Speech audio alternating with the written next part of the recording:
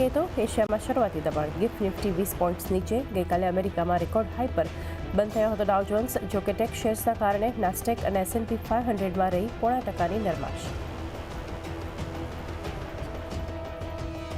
લિબિયામાં ઉત્પાદન અટકતા અને Israel Hezbollah સંઘર્ષને કારણે ક્રૂડની કિંમતોમાં 3% ઉછાળો. $81 પાર પહોંચ્યું બ્રેન્ટ. ત્યાં જ સોનામાં પણ રેકોર્ડ હાઈની પાસે કારોબાર.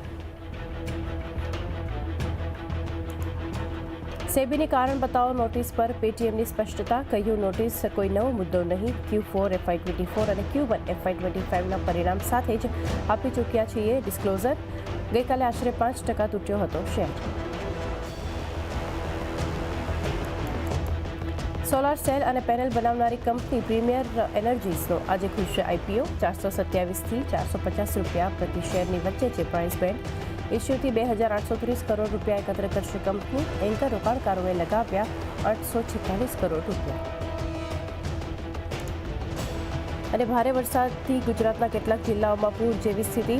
IMDએ સુરત, વડોદરા, ભરૂચ સહિત 7 જિલ્લાઓમાં આજે પણ ભારે વરસાદની આપી ચેતવણી.